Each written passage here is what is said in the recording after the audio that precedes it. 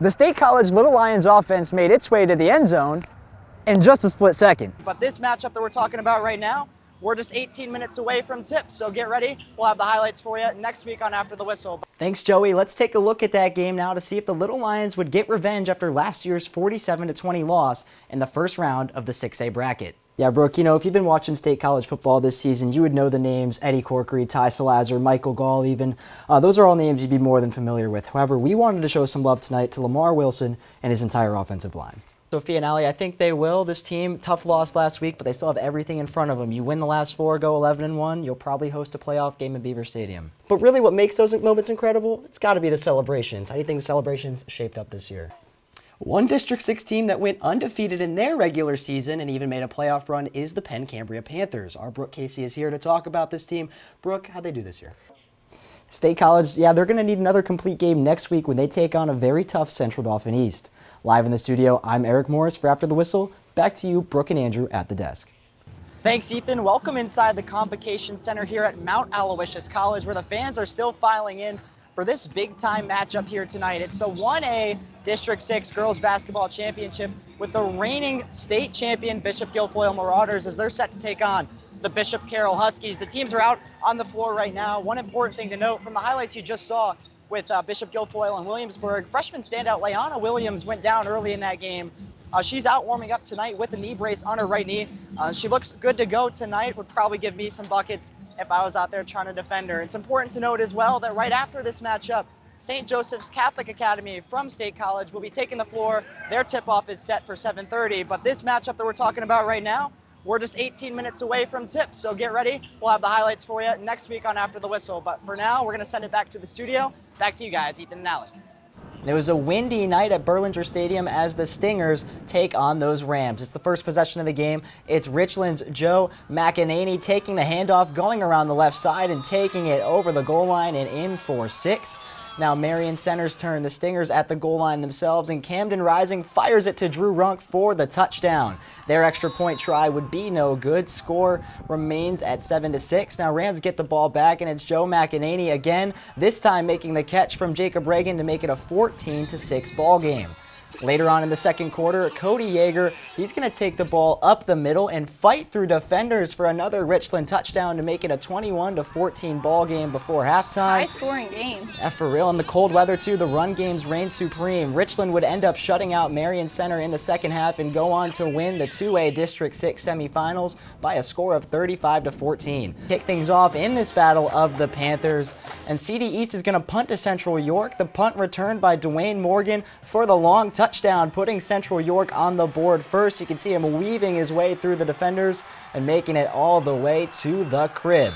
Now ball back in CD East's hands. It's Damaj Brown. He's going to complete the pass to Leon Parsons. He's going to get wrapped up and doesn't get far enough. The possession will eventually go back to Central York. It's tough defense when you're talking Central PA football. Central York near the goal line. Brooklyn Nace attempts a pass to Saxton Sachanik, but it's incomplete. Forced to attempt the field goal, and Matthew Parker knocks it in for Central York, increasing their lead. Ball back in CD East's hands. Brown's going to pass it to Parsons in the end zone, but the pass is broken up by Central York defenders and is incomplete, and CD East remains scoreless after that opening quarter.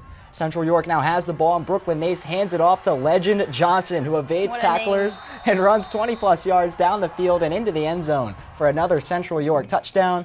We get a look at our score. It's 19-0. Ball back in the hands of CD East. Brown completes a pass to Amir Lamel, but he's brought down before he can make a move downfield. Ball would go back to Central York. Central York's going to snap the ball. Brooklyn Nace is looking to pass but can't find anyone. He's going to keep it himself, rush for over 10 yards downfield, secure the first down, and put the Panthers in field goal range. Central York is forced to settle for that field goal as Matthew Parker attempts his kick from near the 30-yard line. It comes up just short. It wouldn't matter. Central York is going to head into halftime with a 19-0 advantage, and the Panthers would only add to the lead, winning 47-14. This game started off like a dream for the Little Lions. They jumped out to a 14-0 lead in the first quarter. Eddie Corkery and Ty Salazar stuck the pedal to the floor, and gas was cheap. I have no idea how many yards they had, but I know it was a lot. Those two are just, they're special kids, great young men and kids that really represent our program well. The State College Little Lions offense made its way to the end zone in just a split second. A long ball touchdown gave the team the lead just 4 minutes into the game, and the show, yeah, it was only getting started. I don't want to say it too loud, but he has not been sacked in a year and a half. So ever as a starting quarterback. So, that's that's a tribute to the guys up front. A combination of explosive plays and a steady ground game that added 2 touchdowns of its own led the State College offense all night. We want to shove these guys in the dirt as hard as we possibly can. That's our attitude every single week. We had to come out and show us who we are. We like to run the ball. We play smash mouth football up front. State College's defense also secured multiple takeaways en route to a dominant performance. If you were looking for a complete game tonight, you found it here at Memorial Field.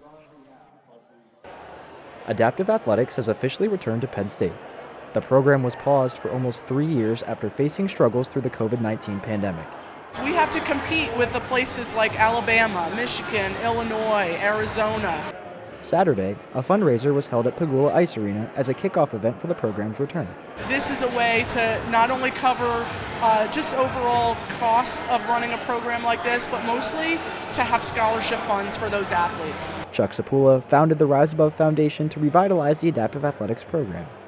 He says it was a trip to the 2008 Paralympics in Beijing with a Penn State student athlete that inspired him. It really won my heart, changed my life. Watching these adaptive athletes, so courageous and so vital, performing in front of thousands of people. The Chinese filled their stadiums for those games. Max Malik is a wheelchair user who travels to State College to play sled hockey with the State College Coyotes, a team that Penn State men's hockey is finding ways to assist both on and off the ice.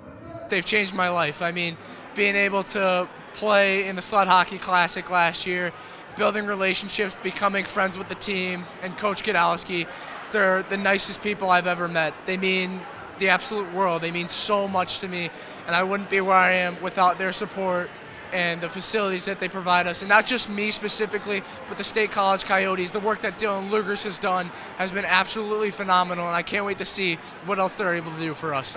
Dylan Lugers won the NCAA Hockey Humanitarian Award last year due to his work creating the Sled Hockey Classic to raise money for the Coyotes. It just gives us more exposure. There's so many people that don't realize that Penn State has a program for adaptive athletes, so we need to do a lot of work to get the word out and get that exposure. In State College, I'm Eric Morris with the Center County Report.